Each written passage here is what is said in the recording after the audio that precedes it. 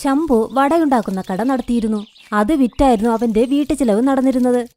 കുറച്ചു ദിവസങ്ങളായി ശംഭു വിഷമത്തിലായിരുന്നു. ഒരു ദിവസം, വീട്ടുടമ വാടക ചോദിക്കുന്നുണ്ട്. ഒരാഴ്ച സമയം തന്നിട്ടുണ്ട്. എന്തു ചെയ്യാനാ, നേരത്തെ കടയിൽ വട വിറ്റ് നന്നായി സമ്പാദിച്ചതാണ്. ഇപ്പോൾ അധ്വാനം മാത്രമുണ്ട്. 100 200 വല്ലതും കിട്ടും. അതുകൊണ്ട് എന്തു ചെയ്യാനാണ്?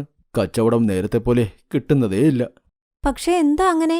ഞാൻ എത്ര ദിവസം കൊണ്ട് ചോദിക്കുക, എന്നോടൊന്നും പറയുന്നില്ല. വട വലിപ്പമുള്ളതുമാക്കി സാധനങ്ങളും ധാരാളം ഇടുന്നുണ്ട്, എന്നിട്ടും സമ്പാദിക്കാൻ പറ്റുന്നില്ല. എന്തു പറയാനാ സുജാതെ, കടയുടെ അടുത്തായി പാനിപൂരിയുടെ കടയൊക്കെ തുടങ്ങിയിട്ടുണ്ട്. അതിന്റെ കൂടെ ആ കടക്കാരൻ വടയും ഉണ്ടാക്കുന്നുണ്ട്. ഇപ്പോൾ നമ്മുടെ കൈകൊണ്ടുള്ളത് ആർക്കും വേണ്ട. എന്റെ കടയിൽ മുൻപ് വന്നിരുന്നവരൊക്കെ ഇപ്പോൾ എന്റെ കടയിലേക്ക് വരുന്നതേയില്ല.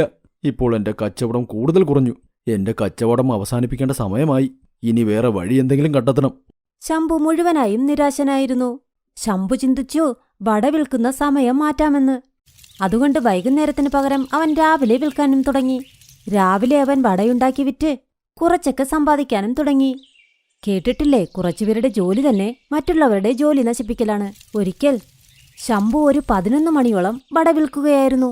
അപ്പോൾ അവന്റെ കടയിലേക്ക് കുറച്ചാൾക്കാർ വന്നു. ഇത് എല്ലാം അടുത്തു നിന്നിരുന്ന ചായക്കടക്കാരൻ മുതലാളി സന്ദീപ് കാണുന്നുണ്ടായിരുന്നു. അടുത്ത് അവന്റെ ജോലിക്കാരനും ഉണ്ടായിരുന്നു. മദൻ, ഒരു കാര്യം പറ. ഈ ശംഭു വൈകുന്നേരമായിരുന്നില്ലേ കട തുറന്നിരുന്നത്? പക്ഷേ ഇപ്പോൾ എന്തു ചെയ്യുക ഇയാൾ? സന്ദീപ് ചേട്ടാ, അറിയില്ലേ, ശംഭു ഇപ്പോൾ രാവിലെയാണ് കച്ചവടം തുടങ്ങുന്നത്. അയാൾക്ക് മനസ്സിലായി കച്ചവടം വൈകുന്നേരം നമുക്കേ നടക്കുകയുള്ളൂന്ന്. അയാൾക്ക് കച്ചവടം കിട്ടില്ല. അതുകൊണ്ടാ അയാൾ രാവിലെ വന്ന് കച്ചവടം ചെയ്യുന്നത്. അയ്യോ, അങ്ങനെയാണെങ്കിൽ നമ്മുടെ കച്ചവടം ബാധിക്കില്ലേ? രാവിലെ എല്ലാവരും വന്ന് വട കഴിച്ചു പോയാൽ വൈകുന്നേരം ഇവിടെ ആരും വരില്ല. ഒരു കാര്യം ചെയ്, നമുക്കും രാവിലെ കടയിൽ ചോളെ പട്ടോരിയും കച്ചോരിയും ആലു പക്കോടയും മിഠായിയും വിൽക്കാം. നമുക്കും കച്ചവടം വേണ്ടേ? ശരി സന്ദീപ് ചേട്ടാ, നാളെ മുതൽ നമുക്ക് രാവിലെയും അങ്ങ് വന്നേക്കാം. ചായക്കടക്കാരൻ സന്ദീപും ശംഭുവിനെയും നോക്കി രാവിലെയും കഴിക്കാനും കുടിക്കാനുമൊക്കെ ഉണ്ടാക്കി വയ്ക്കാൻ തുടങ്ങി. പാവം ശംഭു വീണ്ടും ദുഃഖിതനായി. കാരണം സന്ദീപിന്റെ കട രാവിലെയും വൈകുന്നേരവും തുറക്കാൻ തുടങ്ങി. ശംഭു എപ്പോഴും ചിന്തിച്ചുകൊണ്ടേയിരുന്നു തന്റെ കട അടയ്ക്കാമെന്ന്. പക്ഷേ സുജാത, അവൾ മിടുക്കിയായിരുന്നു.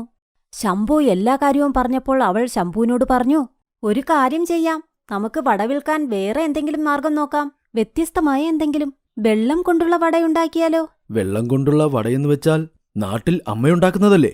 വെള്ളത്തിൽ പുതിനയും മസാലയും ഒക്കെ ഇട്ട് അതുകൊണ്ടല്ലേ അമ്മ വടയുണ്ടാക്കുന്നത്? അതല്ലേ നീ പറയുന്നത്? അത് തന്നെ, അമ്മയുടെ കൈകൊണ്ടുണ്ടാക്കുന്ന വെള്ളവട. പക്ഷേ വെള്ളം കൊണ്ടുള്ള വട അമ്മയ്ക്കേ ഉണ്ടാക്കാൻ അറിയുള്ളൂ. അമ്മയുടെ കൈകൊണ്ടുണ്ടാക്കുന്ന വെള്ളം കൊണ്ടുള്ള വടയ്ക്ക് പ്രത്യേക സ്വാദാ. പക്ഷെ അമ്മ ഗ്രാമത്തിലല്ലേ. അമ്മ നഗരത്തിൽ വന്ന് താമസിക്കില്ലെന്നാണ് തോന്നുന്നത്. അമ്മയ്ക്ക് നാട്ടിൽ നിൽക്കാനാ ഇഷ്ടം. അമ്മയെ നഗരത്തിൽ കൊണ്ടുവരാം. നമുക്കെന്തെങ്കിലും ബുദ്ധിമുട്ട് വരുമ്പോൾ അമ്മ നമ്മളെ സഹായിക്കാതിരിക്കില്ല. ഒരിക്കൽ ശ്രമിച്ചു നോക്കാം. അമ്മ തനിച്ചുമാവില്ലല്ലോ. ഞാനും അമ്മയോടൊപ്പം കടയിൽ ജോലി ചെയ്യാം. എനിക്ക് വിശ്വാസമുണ്ട് വെള്ളം കൊണ്ടുള്ള വട ഇവർക്ക് ഇഷ്ടമാകും. നമുക്ക് ഒരിക്കൽ ശ്രമിച്ചു നോക്കാമെന്നേ. സുജാത പറഞ്ഞത് കേട്ടപ്പോൾ ശംഭുവിന്റെ മനസ്സിൽ വിശ്വാസം വന്നു. രണ്ടുപേരും അമ്മയെ വിളിക്കാനായി ഗ്രാമത്തിലേക്കും പോയി. തന്റെ മക്കളുടെ ബുദ്ധിമുട്ട് കേട്ട് അമ്മ നന്നായി ചിന്തിക്കാൻ തുടങ്ങി. ശംഭുവിന്റെ ജോലി നന്നായി പോകുന്നില്ലെന്ന് ശംഭുവിന്റെ അമ്മ ശാന്തി കേട്ടപ്പോൾ സുജാതയും വെള്ളം കൊണ്ടുള്ള വടയുണ്ടാക്കുന്ന കാര്യവും പറഞ്ഞു. ശാന്തിദേവി ഉടനെ ചോദിച്ചു, എന്റെ മക്കൾക്ക് വേണ്ടി ഞാൻ എന്തുകൊണ്ട് നഗരത്തിലേക്ക് വരില്ല? ഉറപ്പായും വരും. നോക്കിക്കോളൂ, ഞാൻ എത്ര നന്നായി വെള്ളം കൊണ്ടുള്ള വടയുണ്ടാക്കുമെന്നാൽ ആൾക്കാരുടെ ഒഴുക്കാകും. അമ്മേ, ഞങ്ങൾക്കറിയാം അമ്മയ്ക്ക് ഞങ്ങളെ ഒരുപാട് ഇഷ്ടമാണെന്ന്. അമ്മേ, ഞാൻ ബുദ്ധിമുട്ടിലാണ്. അമ്മ കൂടെ വന്നാൽ കുറച്ച് ബുദ്ധിമുട്ടൊക്കെ മാറും. ഉറപ്പായും വരാം. പോകാം മക്കളെ, ഞാൻ തയ്യാറാണ്. ശാന്തിദേവി അവരോടൊപ്പം നഗരത്തിലേക്കും വന്നു. അടുത്ത ദിവസം ശംഭുവും വെള്ളം കൊണ്ടുള്ള വടയുണ്ടാക്കാനുള്ള സാധനങ്ങളും വാങ്ങി. ശാന്തിദേവി ശംഭുവിനോടൊപ്പം സുജാതയോടൊപ്പം ചന്തയിലേക്ക് പോയി. അവിടെ വെള്ളം കൊണ്ടുള്ള വടയും ഉണ്ടാക്കി. ശംഭു തന്റെ കടയിലെ ബോർഡും മാറ്റി അവിടെ എഴുതി വെള്ളം കൊണ്ടുള്ള വട. ആൾക്കാർ വന്ന് ബോർഡ് വായിച്ചപ്പോൾ വെള്ളം കൊണ്ടുള്ള വട. എല്ലാവരും ഒരിക്കലെങ്കിലും ട്രൈ ചെയ്യാൻ കടയിലേക്ക് വന്നു തുടങ്ങി. അടുത്ത 2 ആഴ്ചയ്ക്ക് ശേഷം നഗരത്തിൽ വെള്ളം കൊണ്ട് വടയുണ്ടാക്കുന്ന ശംഭുവിന്റെ അമ്മ നഗരത്തിൽ ഫേമസായി. ഇത് കണ്ട് അടുത്ത കടയിലെ മുതലാളി സന്ദീപ് ദേഷ്യപ്പെടാനും തുടങ്ങി. അയാളും കച്ചവടം കൂട്ടാൻ തന്റെ കടയിലും വെള്ളം കൊണ്ടുണ്ടാക്കുന്ന വടയുണ്ടാക്കാനും തുടങ്ങി. രാജു, നോക്ക്, നിന്നെ ഞാൻ ഇവിടേക്ക് വിളിച്ചത് നീ മദന്റെ ചേട്ടനാണ്. അവൻ എന്നോട് പറഞ്ഞു നിനക്ക് വെള്ളം കൊണ്ടുള്ള വടയുണ്ടാക്കാൻ അറിയാമെന്ന്. ഇന്ന് നിന്റെ ആദ്യ ദിവസമാണ്. നീ എങ്ങനത്തെ വെള്ളം കൊണ്ടുള്ള വടയുണ്ടാക്കണമെന്നാൽ ആൾക്കാർ ഇവിടെ തന്നെ വരണം. വിഷമിക്കണ്ട സന്ദീപ് ചേട്ടാ, ഞാൻ അടിപൊളി വെള്ളം കൊണ്ടുള്ള വടയുണ്ടാക്കാം. അമ്മേ, ഞാൻ പറഞ്ഞിട്ടില്ലേ ഈ സന്ദീപ് വളരെ അസൂയുള്ളവനാണെന്ന്. നോക്കൂ, അവനും വെള്ളം കൊണ്ടുള്ള വടയുണ്ടാക്കാൻ ആളെയൊക്കെ വെച്ചിരിക്കുന്നു. എനിക്ക് പേടിയാകുന്നു, അയാൾ നമ്മുടെ ഈ തൊഴിലും നശിപ്പിക്കും. അങ്ങനെ ഒരിക്കലും സംഭവിക്കില്ല മോനെ. ഞാൻ എങ്ങനെ വെള്ളം കൊണ്ടുള്ള വടയുണ്ടാക്കുന്നോ അതുപോലെ ആർക്കും ഉണ്ടാക്കാൻ വരില്ല. നീ കുറച്ച് ക്ഷമിക്ക്, നിനക്ക് എല്ലാം മനസ്സിലായിക്കോളും. അമ്മ പറഞ്ഞത് ശരിയാ. അമ്മയെപ്പോലെ വെള്ളം കൊണ്ടുണ്ടാക്കുന്ന പാനിപ്പൂരി ഉണ്ടാക്കാൻ ആർക്കും അറിയില്ല. നിങ്ങൾ വിഷമിക്കണ്ട. അയാൾക്ക് അമ്മയെപ്പോലെ വെള്ളം കൊണ്ടുള്ള വടയുണ്ടാക്കാൻ പറ്റില്ല. ശാന്തിദേവി പറഞ്ഞത് ശരിയാണ്. കുറച്ചു കഴിഞ്ഞപ്പോൾ ഒരാൾ സന്ദീപിന്റെ കടയിൽ വെള്ളം കൊണ്ടുള്ള വട കഴിക്കാൻ പോയി. എന്നാൽ ഒരെണ്ണം എടുത്ത് അയാൾ കഴിച്ചപ്പോൾ, ഇത് എന്ത് വടയാണ് സന്ദീപ് ചേട്ടാ? ഒരു രുചിയുമില്ല. ഇത് ഒരു കാശിനും കൊള്ളില്ല. എന്റെ പണം തിരികെ തരൂ. വെള്ളത്തിന് ഒരു കൊഴുപ്പ് പോലുമില്ല. പിന്നെ വടയിൽ എണ്ണയുടെ പൂരവും. ഇയാൾക്ക് ഇത് ഉണ്ടാക്കാനൊന്നും അറിയില്ലെന്നേ. കഴിഞ്ഞ തവണ ഞാൻ അടുത്തുള്ള ആ അമ്മയുടെ കൈകൊണ്ടുണ്ടാക്കിയ വട കഴിച്ചു. എന്ത് രുചിയാ! ഞാൻ പോകുക. തന്റെ വടയേക്കാൾ അടുത്തുള്ള കടയിലെ വടയാണ് നല്ലത്. പ്രത്യേകിച്ച് വെള്ളം കൊണ്ടുള്ള ആ വട. തനിക്ക് ആ അമ്മ ഉണ്ടാക്കുന്നത് പോലെ വടയൊന്നും ഉണ്ടാക്കാൻ പറ്റില്ലടോ. ഞാൻ അവിടേക്ക് പോകുക. ഇനി അവിടെയേ കഴിക്കുന്നുള്ളൂ. അയ്യോ, നിൽക്കൂ ചേട്ടാ. രാജു, നീ എന്ത് വെള്ളം കൊണ്ടുള്ള വടയാണ് ഉണ്ടാക്കുന്നത്? ആൾക്കാർ ദേഷ്യപ്പെട്ടു പോകുന്നു. നിൽക്ക്, ഞാനൊന്ന് തിന്നു നോക്കട്ടെ. സന്ദീപ് വെള്ളം കൊണ്ടുള്ള ആ വട കഴിച്ചിട്ട് അങ്ങനെ തന്നെ തുപ്പിക്കളഞ്ഞു. അത് സത്യത്തിൽ ഒട്ടും കൊള്ളില്ലായിരുന്നു. ഇത് എന്താണിത്? വൃത്തികെട്ട രുചി. നീ ഇങ്ങനത്തെ വെള്ളം കൊണ്ടുള്ള വടയുണ്ടാക്കിയാൽ ഇവിടെ ചാറ്റ് പക്കോട കഴിക്കുന്ന എല്ലാവരും ഇവിടെ നിന്നും പോകും. നീ വീട്ടിലേക്ക് പൊക്കോ. നിന്നെ ഇനി ഇവിടെ ജോലിക്ക് വേണ്ട. മദൻ, ഇവനെ അങ്ങ് പറഞ്ഞു വിട്ടേക്ക്. അപ്പോൾ ശാന്തിദേവിയും സുജാതയും സന്ദീപിന്റെ കടയിലേക്ക് വന്നു. സന്ദീപ് മോനെ, എനിക്ക് നിന്റെ അമ്മയുടെ പ്രായമുണ്ട്. അതുകൊണ്ട് നീ മനസ്സിലാക്കണം. മറ്റുള്ളവരെ അനുകരിക്കുന്നത് നിർത്തൂ. എന്തു ചെയ്യുന്നോ അതിൽ ശ്രദ്ധ പുലർത്താൻ നോക്ക്. നീ ആരുടെയും ശാപം ഏറ്റുവാങ്ങരുത്. ഈ വെള്ളം കൊണ്ടുള്ള വട ഞാൻ ഉണ്ടാക്കുന്നത് വളരെ വ്യത്യസ്തമായാണ്. നീ ഇനി ആരെ കൊണ്ടുവന്നാലും അത് ചെയ്യാൻ പറ്റില്ല. അതുകൊണ്ട് നീ നിന്റെ പണി നോക്ക്, ഞങ്ങൾ ഞങ്ങളുടെ പണി നോക്കാം. ബുദ്ധിയുള്ളവനെ ഈ ലോകത്ത് ജീവിക്കാൻ പറ്റൂ.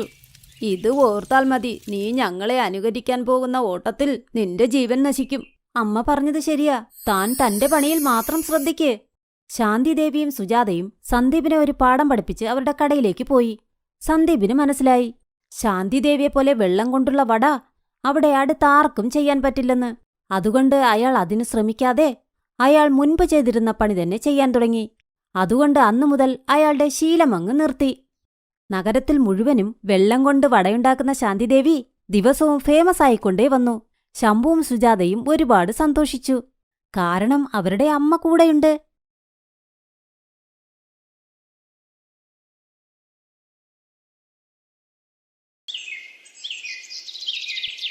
വെയിറ്റർ, എനിക്ക് സ്പൈസി ചില്ലി പൊട്ടറ്റോ 2 ഫുള്ളും പിന്നെ കൂൾ ഡ്രിങ്ക്സും എടുത്തോളൂ. വേണ്ട അഞ്ജന, എനിക്ക് ഫുൾ പ്ലേറ്റ് ഒന്നും വേണ്ട. എനിക്ക് ഹാഫ് ചില്ലി പൊട്ടറ്റോ പറഞ്ഞാ മതി, അതും ഹണി ഇട്ടത്. എടി, ആ 2 പ്ലേറ്റും ഞാൻ എനിക്ക് വേണ്ടി പറഞ്ഞതാ. നീ നിനക്ക് ഓർഡർ ചെയ്തോ? നീ 2 പ്ലേറ്റ് ഒറ്റയ്ക്ക് കഴിക്കുമോ? പിന്നെ അല്ലാതെ. നിനക്കറിയില്ലേ എനിക്ക് ചില്ലി പൊട്ടറ്റോ എത്ര ഇഷ്ടമാണെന്ന്? നന്നായിട്ടറിയാം. പിന്നെ ഇതും അറിയാം, ഇന്നലെ നീ ബ്രേക്ക്ഫാസ്റ്റിനും ഡിന്നറിനും 2 നേരവും വീട്ടിൽ നിന്റെ ഫേവറേറ്റ് ചില്ലി പൊട്ടറ്റോ ഉണ്ടാക്കിയാ കഴിച്ചതെന്ന്. പുറത്തു വന്നിട്ടും നീ ഇത് തന്നെ കഴിക്കുന്നോ? ആണെങ്കി അതിനിപ്പെന്താ? നീ സംസാരം നിർത്തിയിട്ട് നിനക്കെന്തെങ്കിലും ഓർഡർ ചെയ്. ചില്ലി പൊട്ടറ്റോ കഴിച്ച് അഞ്ജന അവളുടെ വീട്ടിലെത്തി. അഞ്ജന ഗ്രാജുവേഷൻ കഴിഞ്ഞതേയുള്ളൂ. അവൾ അവളുടെ കോളേജിൽ പഠിക്കുന്ന നമിത് എന്നൊരു പയ്യനുമായി ഇഷ്ടത്തിലായിരുന്നു. കോളേജ് കഴിഞ്ഞ് നമിത് ഒരു MNC കമ്പനിയിൽ ജോലി ചെയ്യുന്നു. അഞ്ജനയ്ക്ക് ഭക്ഷണം വളരെ ഇഷ്ടമാണ്. അതുകൊണ്ട് അവൾ വീട്ടിൽ തന്നെ എന്തെങ്കിലുമൊക്കെ ഉണ്ടാക്കും. കഴിച്ചു കഴിഞ്ഞ് അവൾ അടുത്ത ദിവസങ്ങളിൽ ഉറപ്പായും ചില്ലി പൊട്ടറ്റോയും ഉണ്ടാക്കും. ഒരിക്കൽ അഞ്ജന നമിത്തിനെ വിളിച്ചപ്പോൾ ഫോൺ വേറെ ആരോ എടുത്തു. നമിത്, നീ എവിടെയാ? എപ്പോൾ വരും? എത്ര നേരം കൊണ്ട് വെയിറ്റ് ചെയ്യുവാ? ഞാൻ നമിത്തിന്റെ കൂട്ടുകാരനാ. നിങ്ങൾ വേഗം വീട്ടിലോട്ട് വാ. അവന് ആക്സിഡന്റ് ആയി. എന്താ നിങ്ങൾ പറയുന്നത്? അവന് കുഴപ്പമില്ലല്ലോ, ഞാൻ ഇപ്പോ വരാം. അഞ്ജന വേഗം നമിത്തിന്റെ വീട്ടിലെത്തി. അവിടെ മുഴുവൻ ഇരുട്ടായിരുന്നു. നമിത് നീ എവിടെയാ? പെട്ടെന്ന് ലൈറ്റ് ഓണായി. അവൾക്കു നേരെ പൂക്കളും വീണു. അഞ്ജന നോക്കുമ്പോൾ വീട് മുഴുവൻ അലങ്കരിച്ചിരിക്കുന്നു. അവളുടെ മുൻപിൽ ഒരു വലിയ കേക്കുമുണ്ട്. Happy birthday my love. എന്റെ സർപ്രൈസ് എങ്ങനെയുണ്ട്? നിനക്ക് വട്ടാണോ നമിത്? ഞാൻ എത്ര പേടിച്ചെന്നറിയാമോ? ഇങ്ങനെയായിരുന്നെങ്കിൽ ഞാൻ ഇവിടേക്ക് വരില്ലായിരുന്നു. അപ്പോൾ നമിത്തിന്റെ അമ്മയും സഹോദരിയും അങ്ങോട്ട് വന്നു. നീ പറഞ്ഞത് ശരിയാ മോളെ. ഇവന് വേണ്ടി ഒരു കാര്യം ചെയ്തു കൊടുക്കരുത്. ആന്റി, നിങ്ങൾ? ആന്റി എന്നല്ല, അമ്മയെന്ന് വിളിക്കേണ്ട സമയമായി. കാരണം പെട്ടെന്ന് തന്നെ ഞങ്ങൾ ആലോചനയുമായി വീട്ടിലേക്ക് വരുന്നുണ്ട്. ഇത് കേട്ട് അഞ്ജന നാണിക്കാൻ തുടങ്ങി. അവളങ്ങനെ കേക്കും കട്ട് ചെയ്തു. അങ്ങനെ കുറച്ചു ദിവസങ്ങൾക്കുള്ളിൽ 2 കുടുംബങ്ങളും കണ്ടുമുട്ടി എല്ലാ കാര്യങ്ങളും സംസാരിച്ചു. അങ്ങനെ അവരുടെ കല്യാണം കഴിഞ്ഞു. അഞ്ജന തന്റെ ഭർത്താവിന്റെ വീട്ടിലും വന്നു. അവിടെ അമ്മായിയമ്മ ലത ആരതിയും ഒഴിഞ്ഞു. മോളെ, ഇന്നത്തെ ചടങ്ങിൽ നീ ഒരുപാട് ക്ഷീണിച്ചു കാണും. നീ ഇപ്പോൾ പോയി വിശ്രമിക്ക്. നാളെ നിനക്ക് ആദ്യമായി അടുക്കളയിൽ കയറാനുള്ളതല്ലേ? ശരിയമ്മേ. അഞ്ജന രാവിലെ തന്നെ എഴുന്നേറ്റ് ചടങ്ങിനായി തയ്യാറായി. അപ്പോൾ അമ്മായിയമ്മ സുമിത്ര അവിടേക്ക് വന്നു.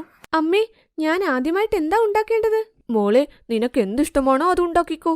എന്തായാലും ഞങ്ങൾ കഴിക്കും. ശരിയമ്മേ. ഞാനിപ്പോൾ നിങ്ങൾക്ക് വേണ്ടി ഉണ്ടാക്കുന്ന സാധനം കഴിച്ചാൽ നിങ്ങളുടെ വായിൽ നിന്നും വെള്ളമൂറും. പുതുമരുമകൾ അടുക്കളയിൽ കയറി തന്റെ ആദ്യ അടുക്കളയിൽ എന്തുണ്ടാക്കിയെന്നാൽ എന്താണോ അവൾക്കിഷ്ടം, അതായത് എരിവുള്ള ചില്ലി പൊട്ടറ്റോ. അയ്യോ, എന്റെ വായിൽ നിന്ന് തന്നെ വെള്ളമൊഴുകുന്നു ഈ ചില്ലി പൊട്ടറ്റോ കണ്ടിട്ട്. കല്യാണത്തിന്റെ തിരക്കിനിടയ്ക്ക് 4-5 ദിവസമായിട്ട് കഴിക്കാനേ പറ്റിയിട്ടില്ല. എരിവ് കഴിക്കാത്തോണ്ട് പ്രശ്നമായിപ്പോയി. ഇപ്പോൾ അമ്മയുടെ അനുവാദം കിട്ടിയിട്ടുണ്ടല്ലോ, എനിക്കിഷ്ടമുള്ളത് ചെയ്യാം. അങ്ങനെ അഞ്ജന വേഗം കടായിൽ എണ്ണ ചൂടാക്കി അതിൽ ഉരുളക്കിഴങ്ങ് വെട്ടിയിട്ട് ഫ്രൈ ചെയ്തു. അവൾക്ക് നന്നായി ഉണ്ടാക്കാൻ അറിയാവുന്ന എരിവുള്ള ചില്ലി പൊട്ടറ്റോ തയ്യാറാക്കി. ഇപ്പോൾ കാണാം എന്റെ ചില്ലി പൊട്ടറ്റോ കഴിച്ചിട്ട് വായിൽ നിന്നും വെള്ളം ഒഴുകുന്നത്. ഓ, അത് ഓർത്തിട്ട് തന്നെ എന്റെ വായിൽ നിന്നും വെള്ളം വരുന്നു. വേഗം പോയി എല്ലാവരുടെയും ഒപ്പം പോയിരുന്ന് കഴിക്കാം. ആദ്യം അമ്മയ്ക്കൊന്നു പോയി കൊടുക്കാം. പുതുമരുമകൾ വേഗം തന്നെ ഡൈനിങ് ടേബിളിൽ എല്ലാവർക്കും ചില്ലി പൊട്ടറ്റോ വിളമ്പി. കഴിക്കമ്മേ, കഴിക്കുന്നേ. ആ ശരി മോളെ, ഇത് നല്ല ചൂടുണ്ട്, പുകയൊക്കെ വരുന്നു. ഇതെന്താ ഇങ്ങനെ? നീ എന്താ ഇങ്ങനെ ഉണ്ടാക്കിയത്? അമ്മ, ഇത് ചില്ലി പൊട്ടറ്റോയാ. അല്ലേ ചേച്ചി, എനിക്കും ഇത് ഒരുപാട് ഇഷ്ടമാ. ആഹാ, എനിക്ക് കഴിക്കാനായി ഒരു കൂട്ട് കിട്ടി. കഴിക്കൂ, എല്ലാവരും കഴിക്കുന്നേ. ആ, എന്നാൽ നീയും വന്നിരിക്കേ, ഞങ്ങളുടെ ഒപ്പം കഴിക്കേ. നമിത് എപ്പോൾ ആ ചില്ലി പൊട്ടറ്റോ കുറച്ചെടുത്ത് കഴിച്ചോ, അവന്റെ വായിൽ നിന്നും പുക വരാൻ തുടങ്ങി. ഓഹോ, അയ്യോ, ഇവന്റെ അച്ഛൻ പോയിട്ട് ഇത്രയും വർഷമായിട്ടും ഇപ്പോഴും അവന്റെ അച്ഛനെക്കുറിച്ച് അവന് ചിന്തയുണ്ട്. അയ്യോ, വെള്ളം തായോ, എന്റെ വാ കത്തുന്ന്. ഇതിലെന്താ മുളക് പൊടിയുടെ പാട്ട വല്ലതും വീണോ? ഓ എന്റെ ദൈവമേ, എന്തൊരു എരിവാ ഇതിന്. ഞങ്ങളെയൊക്കെ എരിയിച്ചു കൊല്ലാനുള്ള പണിയാണോ മോളെ? ഓഹോ, ഞാൻ എന്റെ ചെറുപ്പത്തിൽ പോലും ഇത്രയും എരിവ് കഴിച്ചിട്ടില്ല. എന്നാൽ ഒറ്റ ദിവസം കൊണ്ട് എല്ലാം കഴിക്കേണ്ടി വന്നു. എന്നാൽ അവർ അഞ്ജനയെ കണ്ട് അത്ഭുതപ്പെട്ടുപോയി. അവൾ ഒരു കുലുക്കവുമില്ലാതെ ആ എരിവെല്ലാം കഴിച്ചു. ഇത്രയുള്ളൂ നിങ്ങൾ? ചില്ലി പൊട്ടറ്റോയിൽ ചില്ലി ഇട്ടില്ലെങ്കിൽ പിന്നെങ്ങനെ അത് ചില്ലി പൊട്ടറ്റോയാകും? പറ. ചേച്ചി ഉണ്ടാക്കിയതൊക്കെ കൊള്ളാം, പക്ഷേ കുറച്ച് എരിവ് കൂടുതലാ. അതേ മോളെ, ഭക്ഷണം എനിക്കും ഇഷ്ടപ്പെട്ടു. എനിക്ക് ഇത്രയും എരിവൊന്നും കഴിക്കാൻ പറ്റില്ല, അതുകൊണ്ട് ഞാൻ വെളിയിൽ നിന്ന് ഓർഡർ ചെയ്യുക. ഹാ, എനിക്കും ചെയ്തോ മോനെ. നിങ്ങളാരും ഇത് കഴിച്ചില്ലെങ്കിൽ ഞാൻ തന്നെ കഴിക്കേണ്ടി വരും. അഞ്ജന വളരെ സന്തോഷത്തിൽ ചില്ലി പൊട്ടറ്റോ കഴിച്ചു. അങ്ങനെ അവൾ എല്ലാ ദിവസവും ചില്ലി പൊട്ടറ്റോ ഉണ്ടാക്കാൻ തുടങ്ങി. അവൾ മുൻപത്തേക്കാൾ എരിവ് കുറച്ചിട്ടു. എന്നാൽ ദിവസവും ചില്ലി പൊട്ടറ്റോ കഴിച്ച് നമിത് പറഞ്ഞു, ഇങ്ങനെ ദിവസവും ദിവസവും ചില്ലി പൊട്ടറ്റോ കഴിക്കരുത്. നിങ്ങളും ഇനി കഴിക്കാൻ നിൽക്കണ്ട, ജീവനും ആരോഗ്യത്തിനും നല്ലതല്ല അത്. എന്താ മോനെ, ഇത് ഉരുളക്കിഴങ്ങല്ലേ? നീ കഴിക്കുന്നില്ലെങ്കിൽ കഴിക്കണ്ട. മോളെ, നീ ഇവനു വേണ്ടി സാധാരണ ഭക്ഷണം ഉണ്ടാക്ക്. അങ്ങനെ ദിവസങ്ങൾ കടന്നുപോയി. എന്നാൽ അവർക്ക് 3 പേർക്കും മടുത്തില്ല. ഒരു രാത്രി സുമിത്രയ്ക്ക് പെട്ടെന്ന് തല കറങ്ങുന്നതായി തോന്നി. അവർ മയങ്ങി വീഴുകയും ചെയ്തു. അവരെ വേഗം ഹോസ്പിറ്റലിലും എത്തിച്ചു. ഇവർ നാളുകളായി ഉരുളക്കിഴങ്ങ് മാത്രമാണല്ലേ കഴിക്കുന്നത്, അതും എരിവുള്ളത്. അത് കാരണം ബ്ലഡ് പ്രഷർ കൂടിയിട്ടുണ്ട്. അതിന്റെ കൂടെ ടെസ്റ്റിലൂടെ മനസ്സിലായി ഇവർക്ക് ഷുഗറുമുണ്ട്. ഇനിയും ദിവസങ്ങളോളം ഇങ്ങനെ തന്നെ കഴിച്ചാൽ എന്താകുമെന്ന് പറയാൻ പറ്റില്ല. ഒരുപക്ഷെ ആർക്കും ഒന്നും പറയാൻ പറ്റില്ല. അഞ്ജനെ നോക്ക്, നീ കാരണം ഇന്ന് എന്റെ അമ്മയുടെ ജീവൻ തന്നെ ആപത്തില്ല. അതുകൊണ്ടാണ് ദിവസവും അത് ഉണ്ടാക്കരുതെന്ന് പറഞ്ഞത്. അഞ്ജനയ്ക്ക് തന്റെ തെറ്റപ്പോൾ മനസ്സിലായി. അവൾ ചില്ലി പൊട്ടറ്റോ ഉണ്ടാക്കുന്നത് അന്ന് തന്നെ നിർത്തി. അന്നു മുതൽ അവളും ഹെൽത്തി ആഹാരം കഴിച്ചു. തന്റെ കുടുംബത്തിനും അവൾ ഹെൽത്തി ഭക്ഷണം കൊടുത്തു.